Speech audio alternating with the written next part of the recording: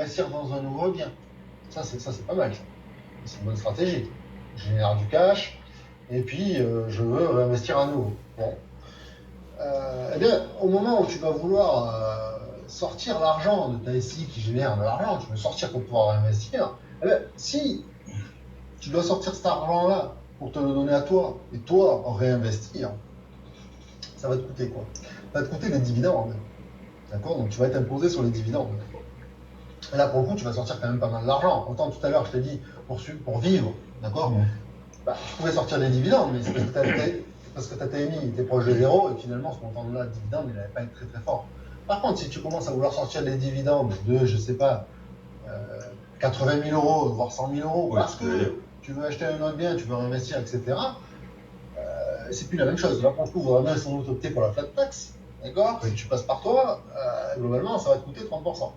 D'accord? Je te rassure tout de suite, c'est pas ce qu'il faut faire. Je te dis juste que c'est ce qu'il faudrait faire si tu n'avais pas ta holding. Ouais. Bon, ben ça te coûterait 30%. Donc, voilà, je vais prendre des chiffres ronds, j'aime bien. Tu sors 100 000 euros pour les réinvestir, et ben il t'en reste plus que 70. D'accord? Tu les as sortis, ben, tu as payé tes 30 euros, 30%, 30 euros, ça serait bien. Tu as payé tes 30% de flat tax, et puis il t'en reste 70 000. Bon. Et du coup, ben, tu montes ta nouvelle SCI, et puis tu injectes les 70 000 dans cette nouvelle SCI. Bon, ok. Ben, maintenant, en fait, avec la holding, tu vas faire la même chose, d'accord? Ta première SCI a généré 100 000, je veux sortir ces 100 000 et racheter un nouveau bien, monter une nouvelle SCI. Mais les dividendes, on va sortir par les dividendes, bien évidemment, mais on ne va pas les faire passer par nous. D'accord? Ces dividendes-là, on va les faire passer par la holding. D'accord? Ah. Comme ça reste dans le monde des sociétés. Ça reste dans le monde des sociétés. Et ça ne vient pas sur ton patrimoine perso. Eh bien, en fait, nous, quand on sortait nos dividendes à nous-mêmes, on payait la flat tax. Sauf que là, le fait de sortir les dividendes de la SCI à la holding, en fait, on ne va quasiment pas payer d'impôts. Ah, je vais le dire, on va payer. D'accord? Qu'est-ce qu'on va payer comme impôt sur ces dividendes? Alors, on va réintégrer 5% de ces dividendes et on va les remettre dans les bénéfices de la holding. Donc on va effectivement les rajouter dans l'assiette, hein, c'est l'assiette de calcul. Exactement. Alors maintenant, je vais le faire un peu avec des chiffres, parce que c'est un peu ambigu ce que je viens de dire là, parce qu'on pourrait comprendre qu'on va payer 5% d'impôt. Non, bien moins que ça. Donc, on a dit qu'on avait des dividendes de 100 000, d'accord? Bien 5%, ça représente donc 5 000. D'accord. Mais ces 5 000 là, je vais les réintégrer dans les résultats de la holding. Et la holding, elle paye un impôt sur les sociétés sur leurs résultats. D'accord? Donc globalement, sur cette opération-là, admettons que la holding elle soit une nièce de 15%, donc je prends un exemple, eh bien on va payer 15% de ces 5 000. Donc vous voyez, c'est pas beaucoup, on va payer 15% et 5% des dividendes. Donc globalement, sur cet exemple-là, ça fait, voilà, je l'ai écrit, ça fait 0,75%. Et si on était imposé à 25%, sur la nièce, ça représenterait 1,25%. Donc globalement, on va la faire simple, les dividendes, dans ce cas-là, sont globalement imposés à 1%. Globalement. Donc ça, c'est quand même pas mal. Alors Thomas, il avait trouvé la réponse avant que tu nous la donnes. Super Thomas, ça c'est ah, j'aime bien ça, j'aime bien. Ah, tu suis, c'est cool, ça fait plaisir, je t'ai répondu, de toute façon ça fait plaisir, c'est très bien. Donc ça, c'est finalement le principe sur le régime Murphy. Ouais, alors donc régime Murphy, tu nous rappelles la condition? Ah oui. Eh bien, il faut que, effectivement, il faut que ta holding, elle ait possession d'au moins 5% de ta SCI. Voilà, alors juste pour précision, parce qu'on nous a déjà posé la question, elle ne doit pas posséder 5% de la SCI, elle doit posséder au moins 5% de la SCI. Oui. Après, tu t'arrêtes. Ah oui, effectivement, je l'ai mal dit, tu as raison. Non, tu l'as bien dit, mais on m'a déjà posé la question, pas aujourd'hui, mais une autre fois. Au moins, pour bien préciser, donc si tu fais 50-50, comme on l'a vu tout à l'heure, tiens, avec notre montage tout seul, bah, tu fais un 50-50 par exemple, et la holding, elle dit, tiens, 50% des parts de la SCI, donc elle peut bénéficier du régime Murphy. Bon, alors là, on est dans un truc super, déjà. Ça, c'est pas mal, hein. Ça c'est intéressant. On a vu ça. On a un tout petit bout. Bon, de là à là. Ouais, ok. De là à là. Maintenant, on va voir de là à là. Ok, on va monter d'un cran. Ouais, alors, j'aimerais que vous vous souveniez ce qu'on a fait un peu depuis le début. On avait des recettes. On a créé des dépenses, parce que je vous le rappelle, quand on est pro, eh bien, l'impôt, il est tout le temps sur l'écart de ce qu'on gagne avec ce qu'on dépense. D'accord? Et ça crée une assiette. Et on paye toujours un impôt sur cette assiette-là. D'accord? Donc, on en a profité sur notre fiscalité, notamment pendant 6 à 8 ans, 9 ans, on est venu annuler l'assiette sur nos revenus locatifs. Oui. Ensuite, on a appliqué un peu la même méthode pour annuler, voire réduire la plus-value des professionnels. Hein, vous vous rappelez de ça? Eh bien, on va garder toujours le même principe, mais sur les holdings. Eh bien oui, on va pouvoir appliquer le même principe avec les holdings, mais on va pouvoir faire ça maintenant encore d'un niveau supérieur entre les sociétés. D'accord? Donc ça, c'est ce qu'on appelle l'intégration fiscale. D'accord? Donc tout est intégré. Tout est intégré, hein, d'accord? Mhm. Consolidation des comptes sur l'ensemble des sociétés. Et là, on va pouvoir jouer avec les bénéfices de certaines sociétés et les déficits de certaines sociétés. Donc, on va même être capable, globalement, d'annuler un impôt. Hein, ça, c'est pour répondre à Dimitri, la question de tout à l'heure. Oui. Là, tu vas pouvoir diminuer tes impôts avec une holding en appliquant ce genre de montage. Donc, je te prends un exemple concret. Alors là, c'est vrai que dans la slide, j'ai mis des SCI, mais je vais peut-être utiliser autre chose que les SCI. Je vais mettre deux SCI. On va dire que la SCIA, c'est toujours une SCI. La SCIB, c'est plus une SCI. C'est une SAS. SASB. Voilà. Okay. Qui est une station-service qui génère de l'argent. Ouais. Qui fait du bénéfice. Très bien. Eh bien, et on a toujours évidemment notre SCIC aussi, elle fait du déficit. Bon, eh bien, globalement, on voit que nos deux SCI, elles font du déficit. Ouais. On voit que la société qui serait au mieux fait du bénéfice, peu importe que ce soit la SCI, la SCS, la SAS, peu importe. Eh bien, qu'est-ce qui va se passer? La holding, elle va avoir un résultat, son résultat, ça va être les bénéfices des sociétés, moins les déficits des sociétés. D'accord? Ouais. Et là, elle va payer un impôt IS sur la différence des deux. Sur le résultat global. Exactement, c'est toujours le même principe en fait. Ouais. En fait, c'est ça, quand t'as compris le principe, c'est simple. C'est-à-dire que ça, c'est exactement le montage que tu nous as montré il y a quelques temps déjà, avec la SCI qui possédait deux biens et qui nous permettait de contrebalancer le déficit. C'était au moment de la revente de la plus-value à la revente. C'est ça. Voilà, c'est la même chose, mais avec plusieurs sociétés. C'est comme si c'était une grosse société. C'est ça. Qui a plusieurs activités. L'avantage, c'est que dans ce montage-là, tu peux avoir des SCI, tu viens de le dire, puis des SAS, SARL, qui ont des activités commerciales, qui crachent du pognon. Hein. De temps en temps, ça peut arriver aussi qu'il y ait des sociétés qui fonctionnent bien. Et du coup, pour éviter de payer de l'impôt là-dessus, tu vas utiliser le déficit de ton SCI à côté. Oui, c'est ça. C'est génial. C'est super bien. Alors, on dit déficit, mais c'est pas forcément que tu perds de l'argent. C'est peut-être que tu as acheté une urine et que tu as mis ça dans une SCI, que tu as énormément de travaux. Ouais. Donc, comptablement, tu es venu faire des gros déficits. Tu es venu minimiser ton impôt sur ton montage global. Oui, je te rappelle que c'est ton banquier qui a payé les travaux, donc c'est pas très gênant. Alors, du coup, là, c'est quoi la condition? La condition, on l'a vu tout à l'heure, il fallait que la holding elle possède au minimum 5% de la société fille, entre guillemets. Et bien là, il faut quand même que la holding elle possède au minimum 95% de la société fille. Voilà. Problème de son, ok, problème de son. Dites-nous en commentaire, donc s'il y a des problèmes de son, ça va être compliqué. Alors, je vais faire un petit tour. Tu vas continuer, Ben, parce que alors, Florence qui répond que c'est bon et Dimitri qui dit c'est bon, c'est rétabli. Donc, on va j'ai peut-être bougé un peu dans tous les sens, ou c'est le PC peut-être qu'il y a. Ouais, a priori, c'est rétabli. Bon, c'est très bien. Tant mieux que ça soit rétabli. Donc, on était en train de dire, juste pour conclure, tu veux montrer, voilà, on était en train de dire qu'on peut jouer avec toutes les sociétés, comme si on était dans une grosse société. Par contre, ce montage-là, il nous permet déjà de cloisonner les activités, d'avoir des activités commerciales à côté d'activités immobilières, civiles et immobilières. Et donc de jouer avec tout ça et d'en faire un résultat global, avec la condition des 95% minimum détenus par la holding. Tout à fait. Voilà. Ok, on est reparti. Ouais, on est reparti. Vous pouvez sans doute être dans le cas où vous allez me dire ouais mais c'est trop tard, j'ai déjà acheté en nom propre. Ou je suis possiblement en LMNP, ce qui revient à la même chose. Oui, j'ai déjà eu des questions comme ça. Eh bien, oui. Votre situation actuelle, vous perdez peut-être de l'argent. Alors en LMNP, peut-être pas. Régime foncier, si ça fait déjà plus de 2-3 ans, il y a des chances que vous perdiez de l'argent tous les mois. Ouais. Et si vous passiez à la SCI, globalement vous augmenteriez votre cash flow, ainsi que finalement la trésorerie. Alors juste, on va bien écouter maintenant.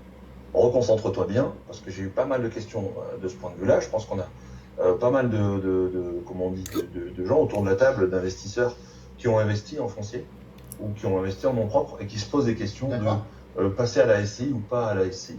Donc on va essayer d'aller tranquillement, on va bien écouter ce que tu vas nous dire, Ben, et toi de ton côté, tu nous poses les questions et je vais essayer de les attraper au vol et de les poser à Ben. On va y aller tranquille parce qu'on a énormément de questions aujourd'hui sur ce sujet-là. Ok, alors,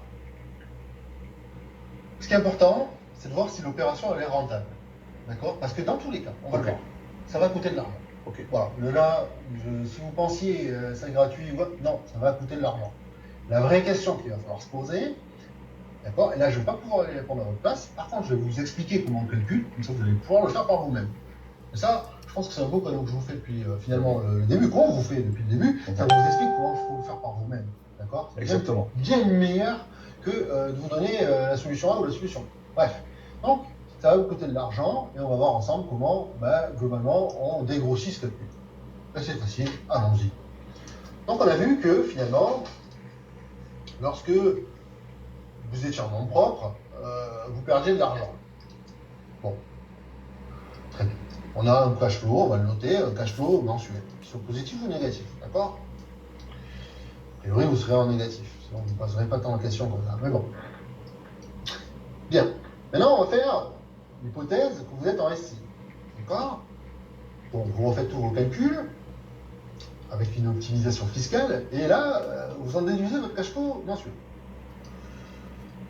Très bien. Alors je dis mensuel, vous aurez très bien pu faire un cash flow en annuel, évidemment, je pense que vous me suivez. Bref, dans mon exemple, je l'ai pris en mensuel, parce que c'est assez visuel. Un cash flow, c'est vrai que souvent on le visualise tous les mois, c'est pour ça que j'ai représenté. Bien, et bien, sur l'exemple que j'ai mis, j'allais dire au tableau, sur l'écran, j'ai considéré un bien classique, hein, j'ai pris un bien de 200 000 euros, avec des loyers annuels de 20 000 euros, des charges annuelles de 3 000 euros, et une imposition potentielle, en tout cas pour le nom propre, de 8 000 euros. Okay. Bien, donc c'est comme ça qu'on est arrivé à ce cash flow de moins 100 euros dans cet exemple, pour le nom propre, et un cash flow de 330 euros en SCI, dans cet exemple encore une fois. Alors, ce qui est important, pour que vous preniez votre décision, c'est de calculer cette différence de cash flow. D'accord? On parle de différence de cash flow. Donc, on va faire quoi? On va faire, finalement, le cash flow de la SCI, moins le cash flow des noms propres. D'accord? Parce que certains vont me dire, ouais, mais moi je suis en nom propre, mais je fais quand même un cash flow positif. Ça ne change rien. D'accord? Ce qui compte, c'est la différence des deux. D'accord? Peu importe si c'est positif ou négatif. Bien. Et bien, à un moment donné, vous allez donc avoir cette différence de cash flow.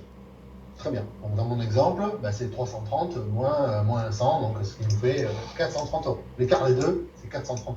Voilà. Bien. Et bien, après, il va falloir vous fixer un scénario. Moi, je vous ai mis un scénario à 6 ans, de revente à 6 ans, d'accord? Enfin, de revente, d'analyse de valeur, voilà, exactement, à 6 ans. Je ne suis pas dans votre vie, je ne sais pas si vous le fassiez pendant 3 ans, pendant 15 ans, je ne connais pas votre stratégie, d'accord? Pourquoi j'ai mis 6 ans? Globalement, on a vu que garder un bien 6 ans, c'était plutôt pas mal, d'accord? Vous pouvez le garder plus en SCI, on l'a vu, d'accord? Mais il fallait bien que je prenne quelque chose, voilà, je dis 6 ans. Bien. Globalement, quels vont être les coûts pour passer votre bien du nom propre à la SCI? Alors j'ai mis notaire, c'est pas tout à fait notaire. J'ai mis notaire pour que vous compreniez bien, mais c'est ce qu'on appelle les droits d'enregistrement. C'est un tout petit peu plus faible que les frais traditionnels de notaire. Bon, okay. Mais dans l'esprit, c'est un peu la même chose. Ouais. Quand même ça a un coût. C'est non négligeable, hein, ça vous le savez bien. Donc dans cet exemple-là, ça nous a coûté, j'ai mis 16 000 euros. Je pense que c'est un peu moins, mais voilà, j'ai mis 16 000 euros. Eh bien, ça, il va falloir le comparer. Voilà, parce qu'évidemment, ce coût-là, c'est ce coût-là. C'est comme ça. Mais il faut juste voir si finalement, la différence de cash flow qu'on a gagné tous les mois pendant toute cette durée, donc pendant 6 ans, est-ce qu'elle est supérieure au coût d'enregistrement, ce que j'ai appelé notaire dans le slide. D'accord? Mais c'est simple en fait. D'accord? Bon, là, concrètement, qu'est-ce qu'on fait? Eh bien, on fait l'accumulation de ce cash flow-là sur les 6 ans, ça fait 31 000 euros, sur laquelle je suis venu retrancher les coûts que ça m'aurait coûté, 16 000 euros, mais l'un moins l'autre, ça fait 15 000 euros. Donc là, il me dit l'opération est rentable au bout des 6 ans. D'accord? Je le rappelle, sur cet exemple-là, le fait de passer de nom propre en SCI, ça a un coût, mais sur 6 ans, c'est largement rentable. Voilà. Donc je pense que là, si vous posez des questions, évidemment, parce que votre bien, c'est pas le même, votre durée que vous voulez prendre en hypothèse, c'est pas la même. Bon, oui, mais vous avez de quoi le calculer par vous-même. Tu refais le calcul. Globalement, de toute façon, si tu arrives à un équilibre, c'est kiff-kiff, franchement, ne t'embête pas à faire de changement. Non. Mais par contre, là, on a un gain de 15 000 euros. Ça semble assez intéressant d'y aller et de foncer, quoi. Ok, donc on l'a vu finalement, hein, globalement sur la fiscalité, faites ce qui fonctionne déjà pour les autres. Hein. Oui. Voilà. Et ne payez pas d'impôts. Oui, c'est ça. Alors, c'est-à-dire qu'on vient de voir tout un tas de mécanismes. Ben, tu nous as présenté plein de mécanismes.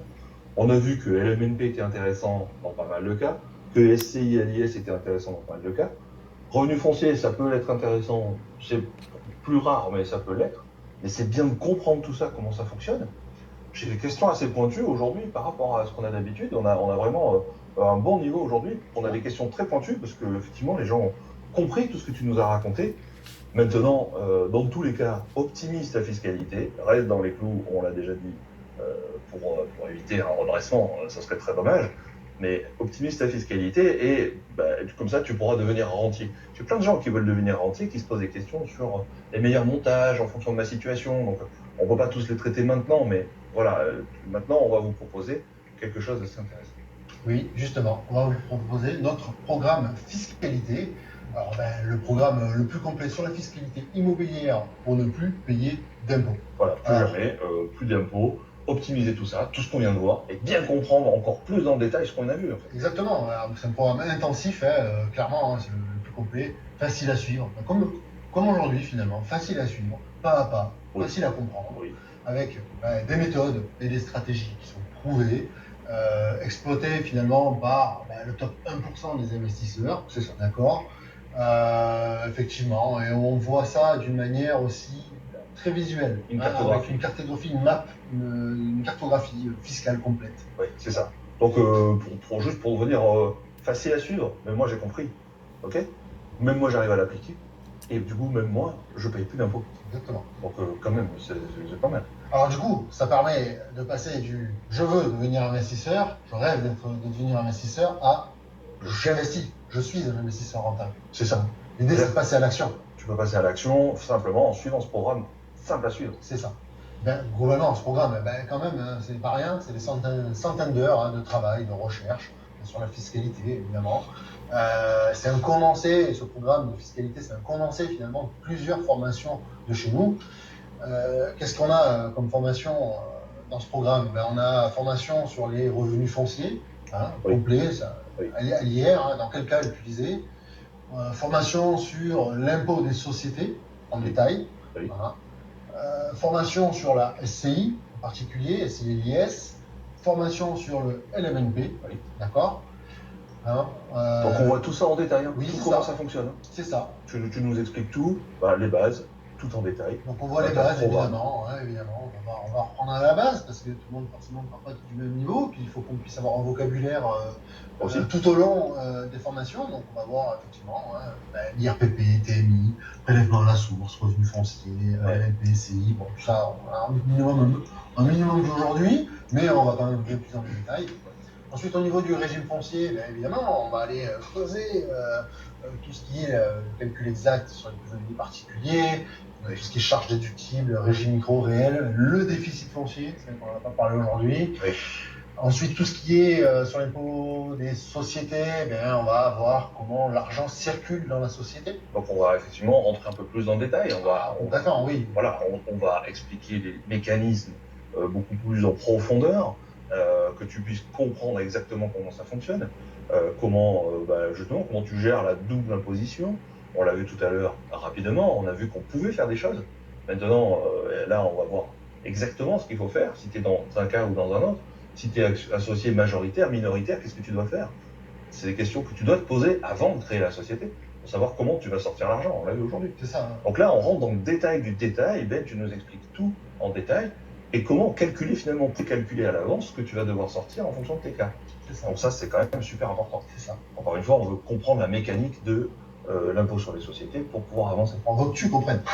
oui, c'est l'objectif de la formation. Et après, on va voir effectivement tout ce qui est la SCI, d'accord. Donc on va voir les charges déductibles, les amortissements, la TVA, la CFE, CRL, le comptable. Faire la location courte durée, comment faire, plus-value des professionnels en détail, évidemment.